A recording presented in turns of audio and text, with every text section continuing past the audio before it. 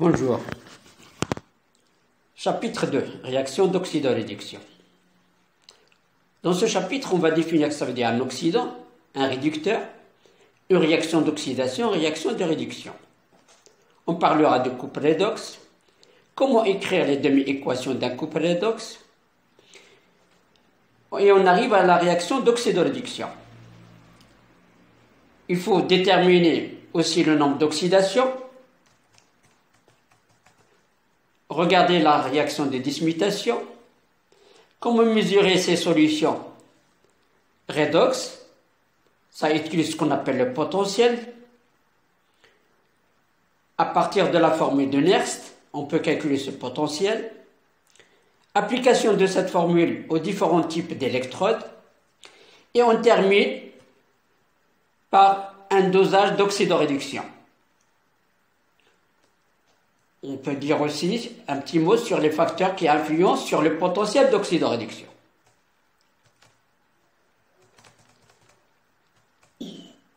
Réaction d'oxydoréduction. Définition. On va définir un oxydant, un réducteur. Ensuite, le mot oxydation-réduction. Un oxydant, c'est une espèce capable de fixer des électrons. C'est-à-dire, celui qui gagne des électrons, il s'appelle oxydant. Un exemple. Cu2+, il gagne 2 électrons pour donner Cu. Donc, Cu2+, est un oxydant. Contrairement, Cu qui donne les électrons, donc Cu qui donne les électrons, Cu c'est un réducteur. Donc, oxydant, réducteur. Réducteur, oxydant. Un oxydant, sa réaction, ça s'appelle réduction. Un réducteur, sa réaction, ça s'appelle oxydation. Donc vous prenez le mot contraire. Donc, oxydant, c'est réduction. Réducteur, c'est oxydation. Encore deux mots à savoir. Lorsqu'un oxydant fixe des électrons, on dit qu'il est réduit. Et lorsqu'un réducteur libère des électrons, on dit qu'il est oxydé. Voilà tous les mots qu'il faut savoir dans ce chapitre. Couple oxydant-réducteur. Mais maintenant, on va dire couple redox, tout simplement. Pour former un couple redox, eh bien, il faut l'oxydant et le réducteur. Ou bien on dit la forme oxydée et la forme réduite. Un couple réducteur, il est noté oxydant bar réducteur. Voici des exemples de couples oxred. Oxydant réducteur. À partir de ce couple, je peux écrire ma réaction. Cl2 qui donne Cl-. Je la complète en mettant les atomes et ensuite en mettant les électrons nécessaires. Ce sont des réactions électroniques. Demi-équation d'un couple redox. Toute demi-équation s'écrit comme ça. Ça s'écrit oxydant à côté des électrons qui donnent réducteur. Voici deux exemples là. J'ai le sodium Na qui est réducteur qui donne Na+, avec un électron. Ça, c'est le réducteur, il fait une oxydation. L'oxydant, il fait une réduction. Attention, si le milieu réactionnel est aqueux, des molécules d'eau, des ions H+, ou H- peuvent aussi être échangés. Des fois, dans les équilibres des demi-réactions, on a besoin de l'eau, on a besoin des H+, on a besoin des OH-. H+, ça veut dire qu'on travaille en milieu acide, OH-, on travaille en milieu basique. Et des fois, c'est neutre. Là, c'est neutre. Il n'y a pas de H+, ni OH-. Voici un couple connu. Vous le verrez souvent dans ce chapitre. Le permanganate, l'ion permanganate, MnO4-, qui provient de KMnO4. Cet ion, il se couple avec Mn2+, en milieu acide. Donc, pour équilibrer la réaction, je marque MnO4- qui donne Mn2+. Il y a le O, je mets H2O. Il y en a 4, je multiplie par 4. Ça me fait 8H+. Ensuite, j'ai 8 plus moins 1, ça fait 7 plus, là c'est 2 plus. Eh bien, je retire 5 de moins. Ça, c'est le couple oxygène avec l'eau oxygénée, la même chose. Donc, c'est en milieu acide. Couple redox de l'eau. L'eau, c'est comme les acides et bases. C'est un ampholyte. On a vu dans les acides et bases, il est en même temps acide, il est en même temps basique. Et bien là aussi, il joue deux rôles. Il peut être oxydant, il peut être réducteur. Regardez là. Là, il est oxydant, il est à gauche. Là, il est réducteur, il est à droite. En milieu basique, il est oxydant. Donc la réaction s'écrit avec OH-. En milieu acide, il est réducteur. La réaction s'écrit avec H+. Les réactions d'oxydoréduction. Pour faire une réaction, ou bien pour écrire une réaction d'oxydoréduction, il faut deux couples. Là, j'ai pris le couple OX1 rad 1, OX2 rad 2. La réaction d'oxydoréduction, c'est le total des demi-réactions. Je peux la déduire directement à partir du couple. Je prends le premier avec le dernier, qui est dans le deuxième avec le premier. Voici un exemple de couple du cuivre et du zinc. Cu2 plus Zn, qui est dans Cu plus Zn de plus, tout simplement. Et vous voyez qu'on a une oxydation et réduction. Donc, c'est une réaction d'oxydoréduction. À noter qu'en solution, les électrons ne peuvent pas exister à l'état libre, comme pour le H+. Vous voyez, le H+, en solution, il est H3O+. À noter une information, c'est que dans le tableau périodique, vous vous rappelez le tableau périodique de Mendeleïev? Dans le tableau périodique, où est-ce qu'il se trouvent les oxydants et les réducteurs? Les oxydants les plus forts se trouvent quand on y va à droite du tableau périodique et tout en haut, c'est-à-dire vers les halogènes, vers le fluor. Quand on y va vers le fluor le plus électronégatif, c'est les oxydants les plus forts. Et quand on y va vers, ça c'est le groupe 7 bien sûr, et quand on y va vers les alcanins et les alcalinotéreux, c'est le groupe 1 et 2, on trouve les réducteurs les plus forts. Il faut bien savoir ça. Parce que dans la suite, on peut dire comment on peut écrire les demi-réactions entre deux couples. Comment équilibrer une réaction? On vient de le voir. Soit on rajoute d'abord les atomes, on rajoute les H+, les OH- si c'est nécessaire, ou bien la molécule d'eau. Là, je vous montre deux exemples. Voilà, j'ai cet exemple-là, équilibrer la réaction suivante, MnO4- plus H2C2O4, ça c'est l'acide oxalique qui donne Mn2 plus CO2.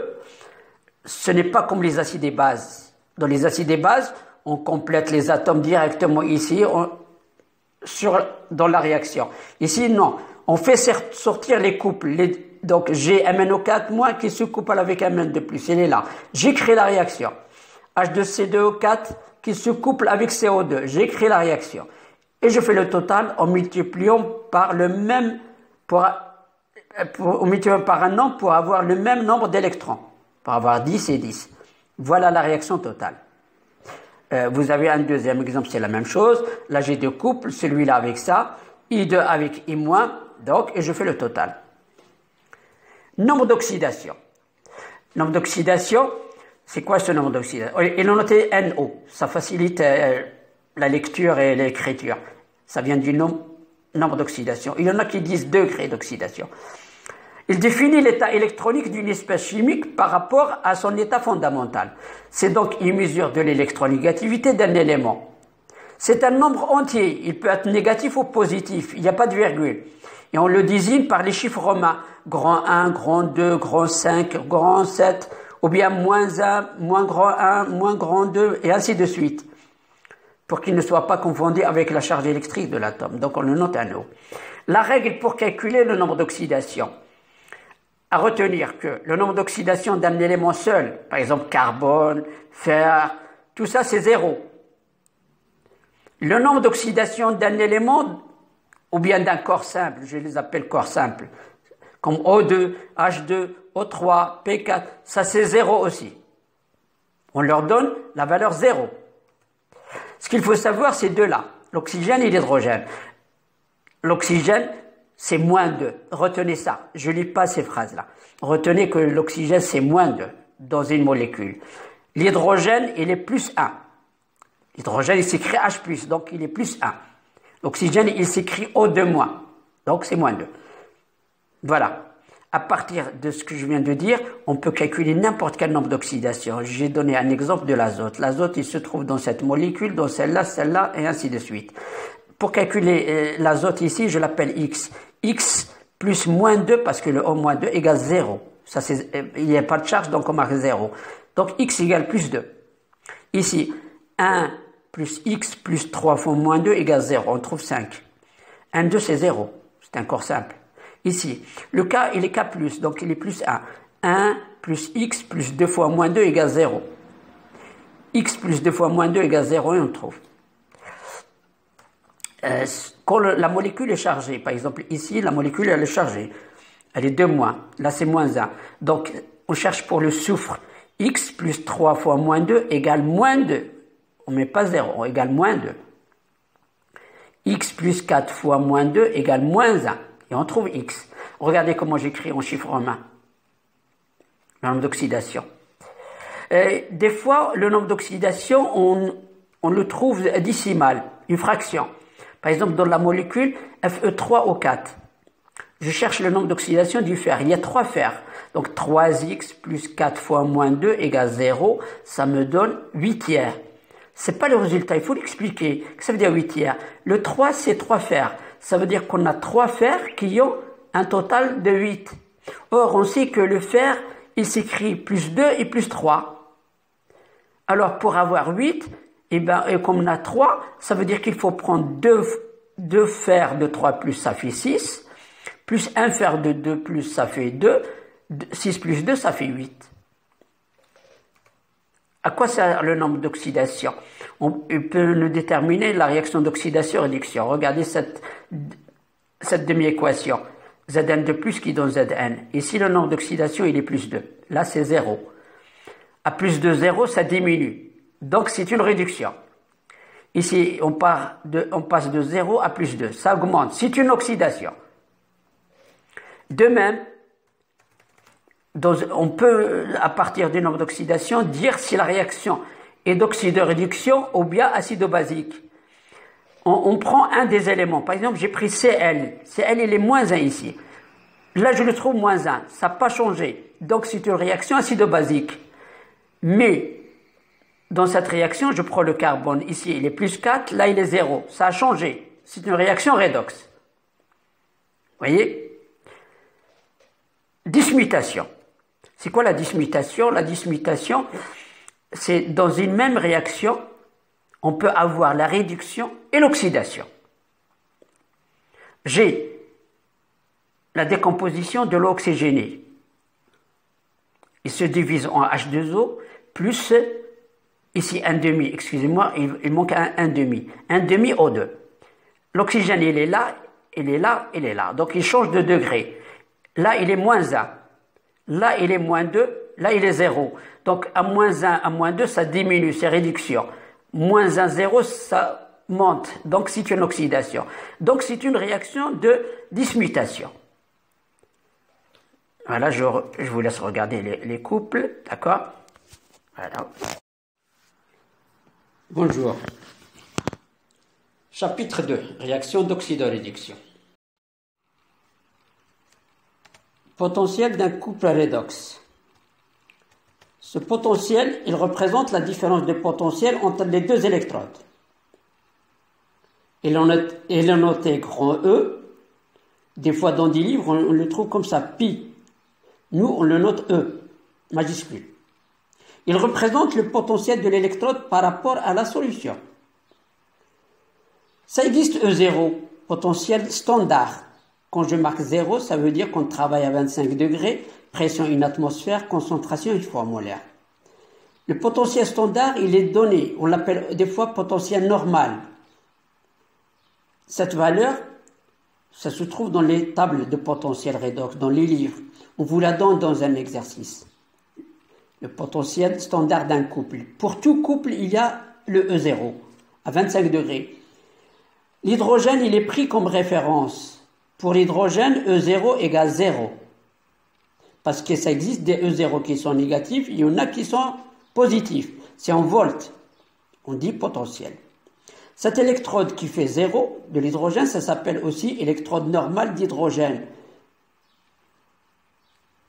En abréviation, c'est ENH, électrode normale hydrogène, ou bien électrode standard à hydrogène.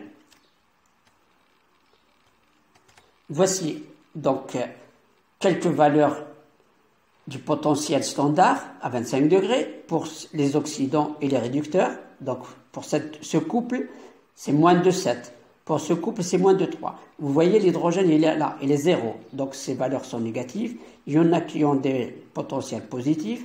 Quand on y va vers la valeur la plus grande, l'oxydant, on dit que l'oxydant est fort. Et quand on y va vers la valeur la plus petite, on dit que le réducteur est fort. Les potentiels standards, bien sûr, ça à écrire donc la réaction d'oxydoréduction. Si la réaction qui a le plus grand E0, ça veut dire que l'oxydant c'est le plus fort. Voilà, c'est schématisé là. Regardez, là j'ai deux couples. OX1 rad 1, OX2 rad 2, E01, E02 comme potentiel standard. Le potentiel il va dans ce sens. E02 plus grand que 0. Donc on commence par E02, on commence par ça. OX2 avec rad 1 qui donne OX1 rad 2. Ça s'appelle la règle en gamma. C'est comme un gamma en maths.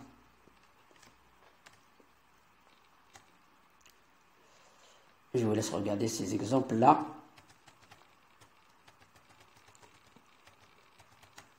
Donc, quand on a l'association des couples redox, un oxydant, il réagit avec un réducteur dont le potentiel est plus petit que le sien. Vous comparez les E0. Vous commencez par la réaction qui a le E0 plus grand.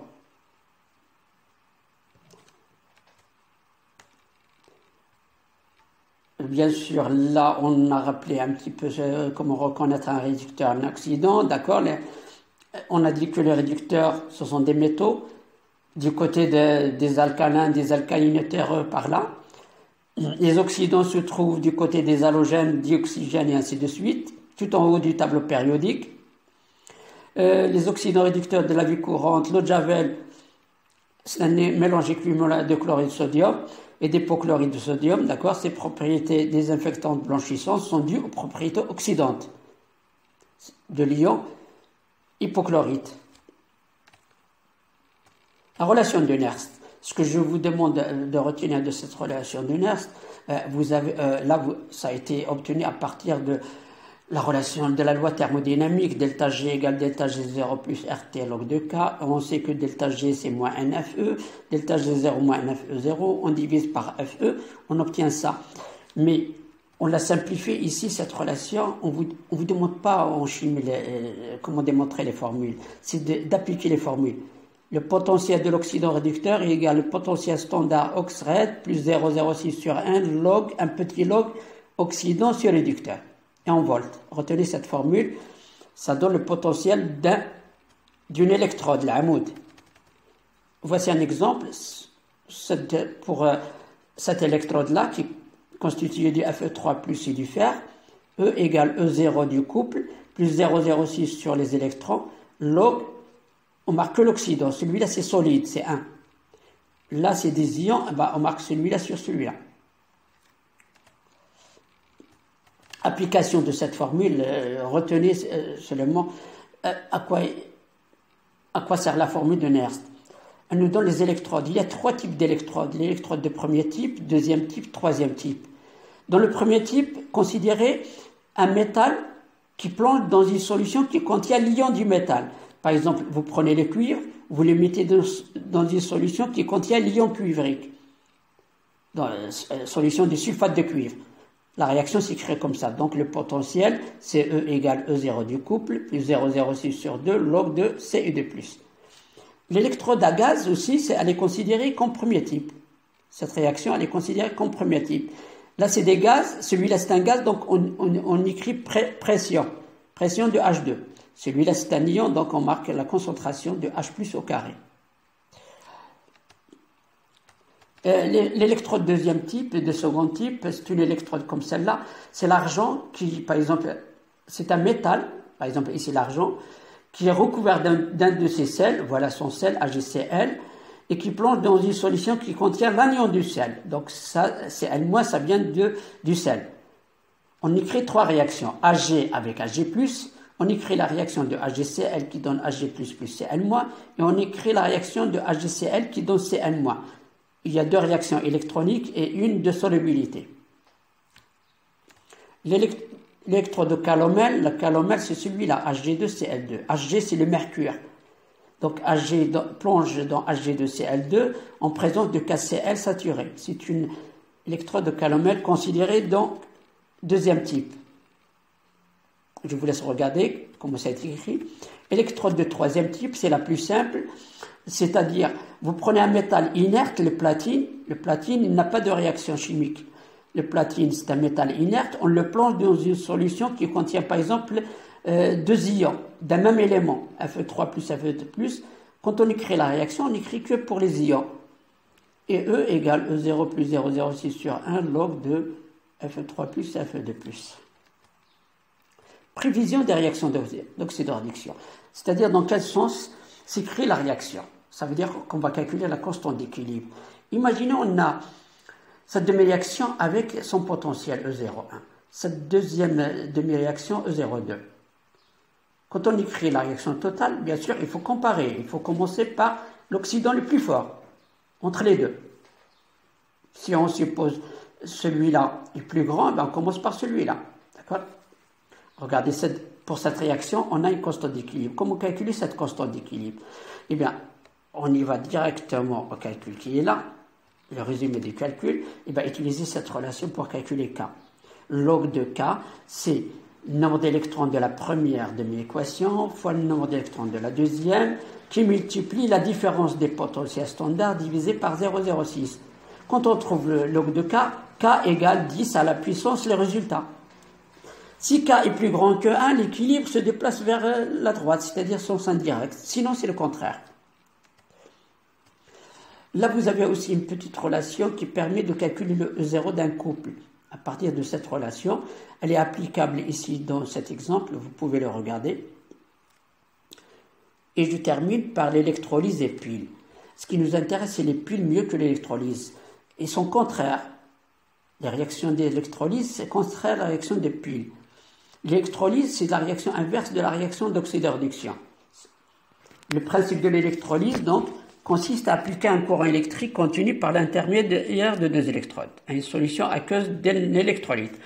Bon, ce qu'il faut retenir, c'est que pour l'électrolyse, l'anode, c'est la positive, c'est plus. Et la cathode, c'est le moins. Par contre, pour les piles, c'est le contraire. Pour les piles, l'anode, c'est moins et la cathode, c'est plus. Retenez ça. Électrolyse et piles sont inverses. L'électrode, c'est quoi l'électrode? L'électrode, c'est la partie conductrice du courant. C'est là où une réaction d'oxydation ou bien de réduction va apparaître. Ce qu'on appelle une pile, une pile électrochimique, c'est une source de puissance qui est capable de fournir de l'énergie au circuit extérieur. Par quoi est constituée une pile? Elle est constituée de demi-piles. On a 2 demi-piles dans une pile. D'accord? À noter, il y a toujours la borne plus et la borne moins pour les piles. Elle est constituée de 2 électrodes, juge al-amoud, d'un conducteur entre les deux. Si je dessine une électrode là qui baigne dans une solution, une électrode là qui baigne dans une solution, entre les deux, on met un pont salin. D'accord? Dans ce pont, on utilise le sel, celui-là ou celui-là. Et je rappelle que la cathode, dans la pile, la cathode c'est plus, l'anode c'est moins. On préfère, quand on schématise la pile, la cathode on la met à droite et l'anode on la met à gauche. Voilà, c'est comme l'écriture là. Ça c'est l'écriture d'une pile. Cathode plus à droite, on met 2 barres. Ça c'est le pont salin et l'anode à gauche. Là, donc, dans les piles, donc on a 2 électrodes. Électrode 1, j'écris la réaction. Électrode 2, j'écris la réaction. Et je regarde quel est le potentiel le plus grand. Le potentiel le plus grand, c'est la cathode. D'accord? Et j'écris la réaction totale. Si je sais que E1 est plus grand que 2, eh ben j'écris la réaction totale. Je peux écrire la réaction totale en commençant par ça, plus ça. On peut calculer la force électromotrice. Le mot force électromotrice, elle est notée là. FEM, c'est la force électromotrice. Écrivez comme ça. Comment calculer cette force électromotrice? C'est prenez le potentiel de la cathode moins le potentiel de l'anode. Ou bien E du plus moins E du moins. Si la pile marche encore, la force électromotrice a une valeur positive. Sinon, on dit que la pile est usée. C'est quoi la pile usée? Une pile usée, c'est-à-dire qu'il y a une force électromotrice nulle, zéro. Ça veut dire ça y est, elle est périmée, ne marche pas. Les concentrations ont alors évolué jusqu'à ce que les potentiels des couples s'égalisent. On aura un équilibre, on aura l'état d'équilibre. Voici un exemple. On vous demande quelle est la FEM de la pile constituée du cuivre et du zinc. On donne les E0. Ah ben vous écrivez les demi-réactions. Et vous calculez donc le potentiel de celle-là, le potentiel là. Celle-là c'est positif, plus grand que ça. Et ben je fais ça plus ça. Celle-là je l'inverse.